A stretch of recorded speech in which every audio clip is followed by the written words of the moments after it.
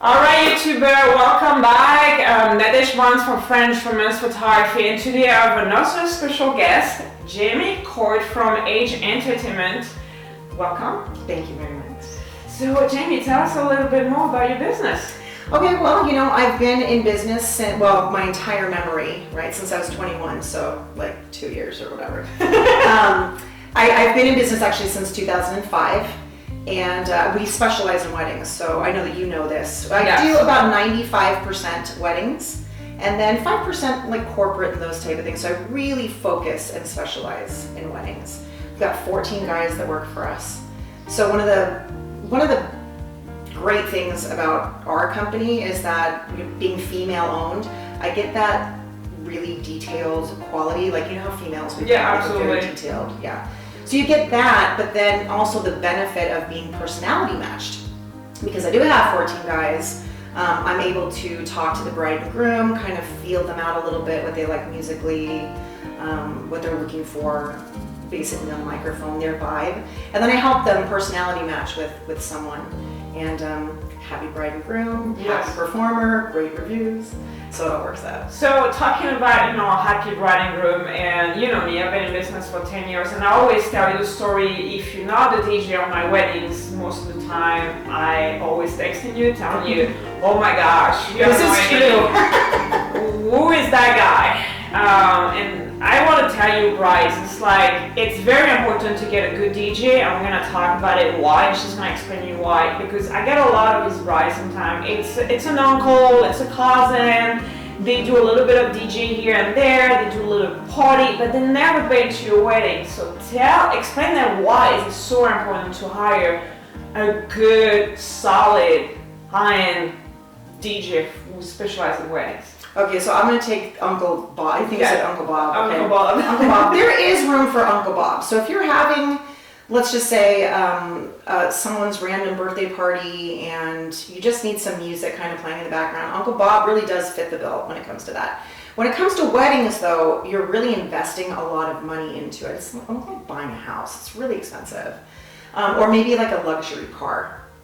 So if you think about it on that scale, you're investing that amount of money into it, say this luxury car, and you only get to drive it one night and you hand the keys to one human being. You've got to make sure that that person knows what they're doing. So for a professional DJ, we're actually trained in wedding flow. So it's a little bit different than other parties, like weddings, are very specific. The way to get the perfect wedding reception is to actually balance your high moments and your low moments. So you have these really fun moments, you guys are coming in for your grand entrance and everyone has their phones out and they're screaming and shouting and cheering along with you, and then you go into a first dance, which is a very sweet and sentimental moment. And you basically go back and forth like that throughout the night, and that's how you really get a great wedding reception. So Uncle Bob, although great and probably really great looking and has great taste in music, it would not be trained in that way. And I know as a photographer, I gotta follow the lead of the DJ, and sometimes it's like I've seen floor will get empty because the DJ cannot read the crowd.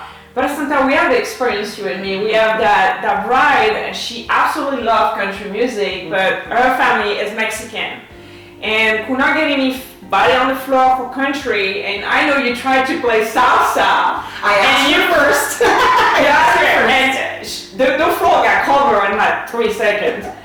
And the bride come into her like, cut it off. And they had to have a little conversation, then they kind of figured it out. But I think you were so great at reading the crowd because you knew that important. Because I see so many weddings where the guests get bored and they start leaving.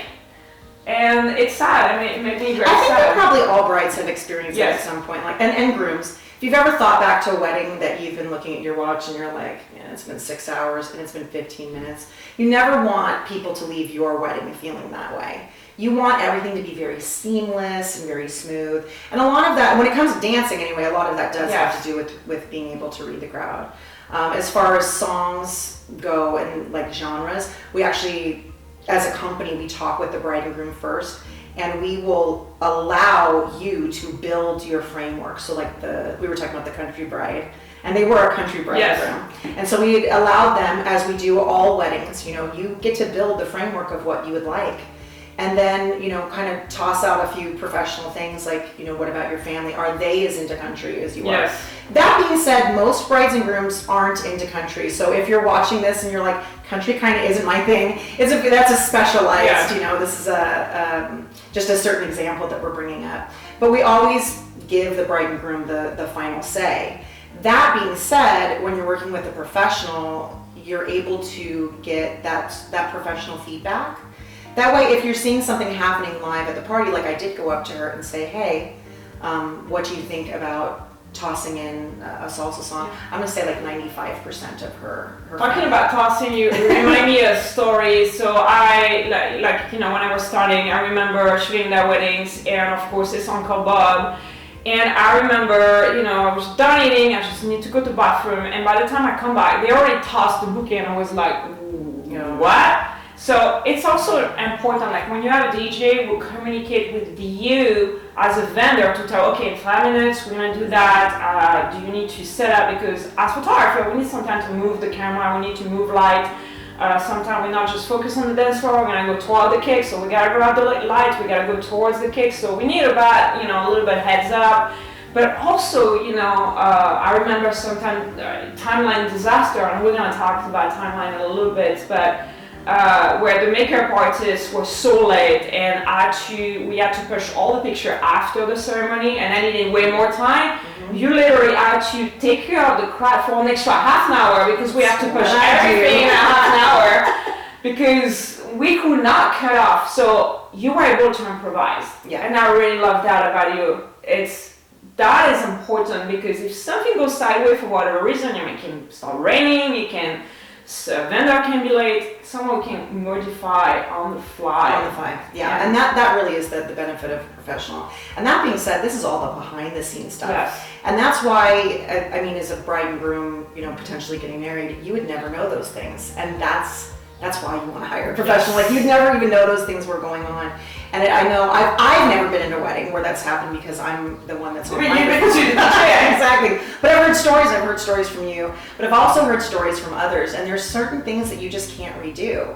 So when it comes time to doing the first dance and the grand entrance and those type of things, or cutting the cake or throwing the bouquet, your job really as the MC, now understand the MC is the person on the microphone, the DJ is the person who's playing the music, and a lot of times it's the same person.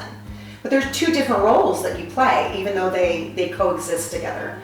Some people are not so good at microphone. They're not, and actually that's an important thing to ask when you're interviewing DJs, if they MC as well. To me, when people ask me that, I chuckle inside a little bit, just because all of my guys are. You have to be more than one trick pony at my company, but that's a valid question to ask.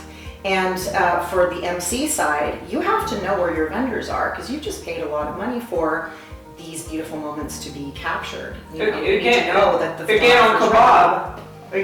How many times did I text you and say, guess who is doing the microphone? Me, because Uncle Bob cannot even do it.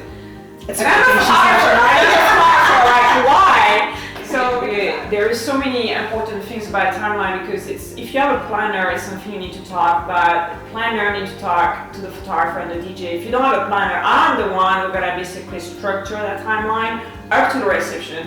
And if you have a solid DJ, usually the DJ take over from the reception. So it doesn't matter what you decide to do. For me, at the reception, if you have a solid DJ, I just follow the lead. So it's the nice thing is that we've worked together so often. We just know each other. It's like we know. It's like, oh, I know what she's gonna do next. Like we just look at each other. We don't even need to talk. And I remember that wedding at Michelin, and we always talk about moments.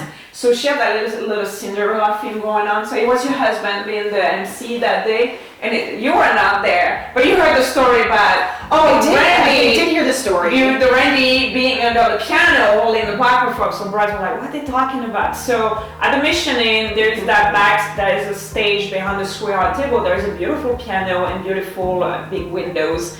And I thought it would be a good idea to just put the bride, she has a giant dress, gorgeous Cinderella dress. So I wanted her to be on the piano, and I wanted her groom to be pretending playing the piano. It happened that the group looked at me and said, I can play. And I'm like, okay, no, I can really play. I'm classical trained. And in my head, I realized, oh my gosh, could be a moment, a real moment. And I remember, my husband was a second shooter, so my husband was like, oh, I got it. He ran to Randy, we need a microphone over there. He's about to play for her. So Randy's one of the DJs at my company. Yes, your husband. Yeah, I'm married to him. So, yeah. So he ran, got under the piano, grabbed the microphone, announced to the ladies and gentlemen, may I have your attention to look towards the stage? Special moment just for you. And the groom started to play piano. But the best part I'm shooting a picture. The bride is about to cry. We cannot see the DJs under the piano because Kort not the dress, but this is, we had a moment where everybody was tearing up, crazy, on the cell phone video, everything. Is that the bride had this big, beautiful dress, and in order to get the microphone there wasn't a microphone stand. This was an improv moment. So here we have my DJ on the floor, hiding behind the bride's dress so no one could see him, under the piano, holding the microphone up so it wasn't seen in any of the photos. Yes. You couldn't see it from the guest perspective. We are the type, well, I know for me especially, but my DJs are as well. Like if you want a shot, I will climb the tree to get that shot for you. I will get the drone. I will get on the floor. Like we will do that. So the guests would have never been into that moment, and I think when I asked them after the wedding, they said the piano was the biggest moment they ever had. So because you guys they're going to be able to not only adjust on the fly, but know what each vendor needs. So I know the banquet captain, what they're most concerned about is keeping the food hot, making sure that the meal that everybody is enjoying is going to be hot, champagne's going to be cold, and bubbly and all that. The photographer needs to know and have time to be able to set up a shot. So when it's time to toss the bouquet or to cut the cake, you need to be able to not just announce it's time to cut the cake, but actually do it in a way that not only involves all of the guests with the two of you as a couple, but also gives the vendors time to get into place and set up the shot properly, because that's really what you leave. You leave with you just walk away with the best wedding ever. Well, Jaimee, welcome. And thank you for coming. I think we give them a lot of great advice. And if you think you just find the perfect pair for your wedding, you can find the information right here on the bottom of the page. You're gonna have her website, her phone number. By the way, that's your cell phone. Yeah, I'm a big texter, so if you want to, that number down here, just go ahead and shoot me a text. It goes straight to my cell. And we'll be happy to help you out because we love what we do. And when we know we work together, it's like, oh my gosh. All right, YouTuber, thank you for watching. See you next time. Bye.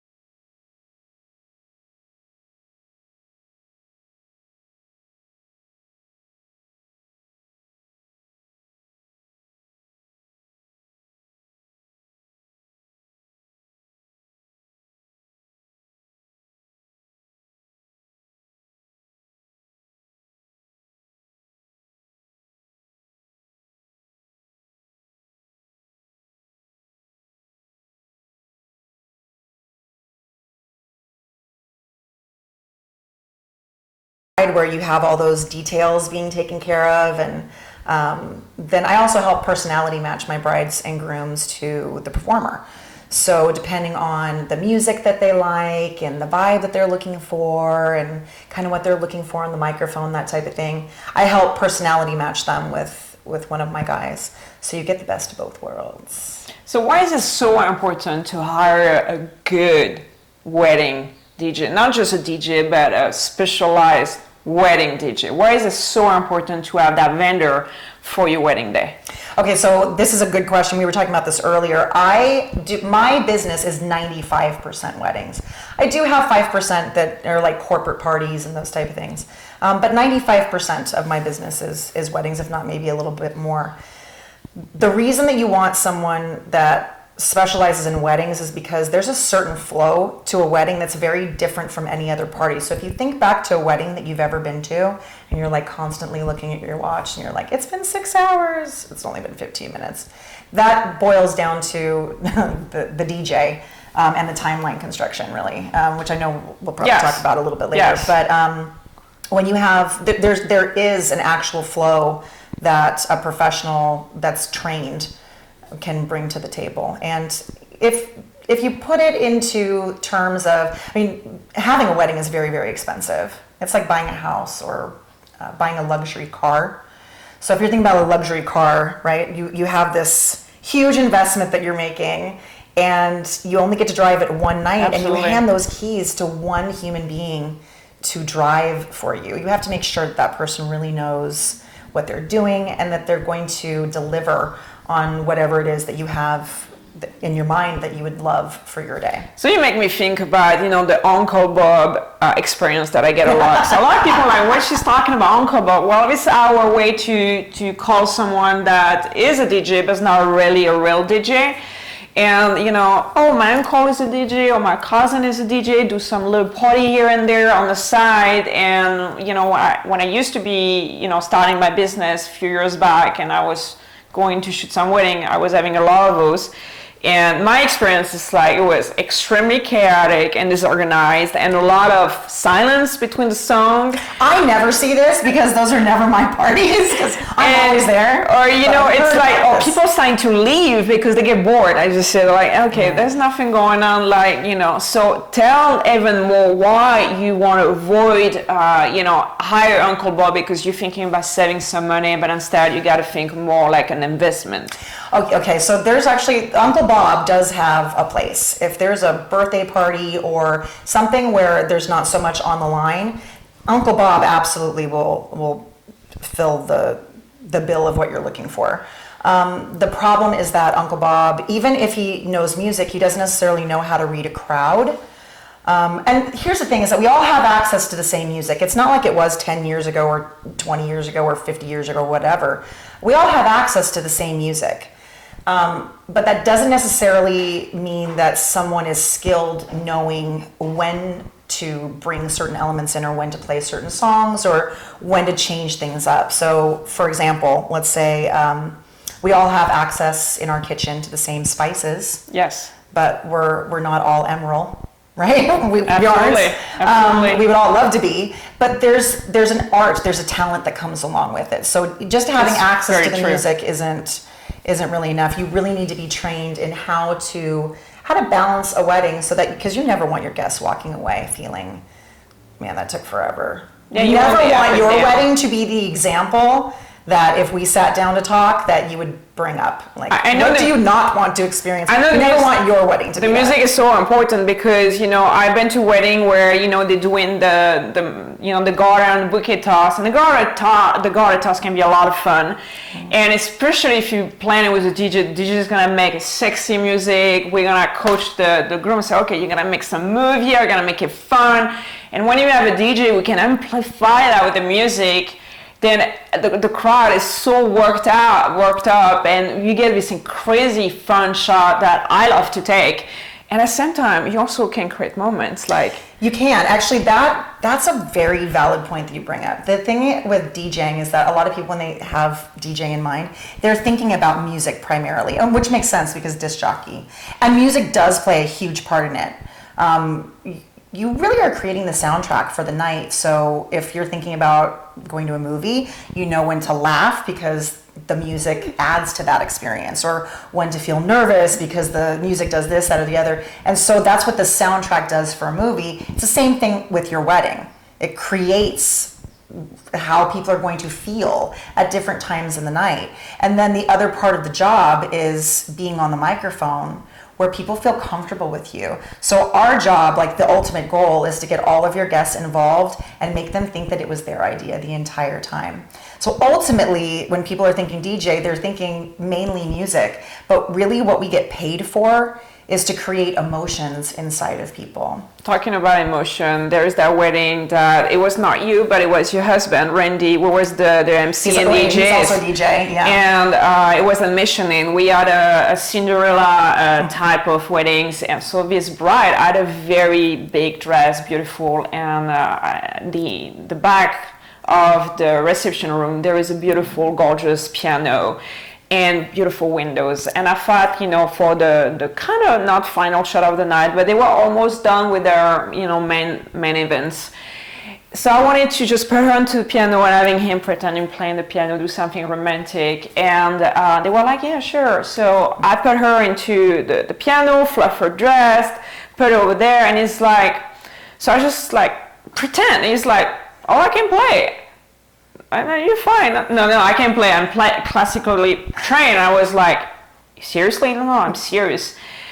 It was not playing. So when I realized that, my husband, who was my second shooter at the time, is like, oh, I get that. So he ran to Randy, explaining what was going on. And all I see is Randy running, dunking under the piano, under her dress. I heard this I'm story, flapping her dress. We cannot even see Randy. And Randy take the microphone. He's laid down on the floor, the hand thing. Ladies and gentlemen, may I have your attention? Please looking toward the stage. And he announced the moment, and Dietrich started to play, and it was absolutely stunning, classical playing. And the bride started to cry. The entire guests were on their cell phone videoing, crying.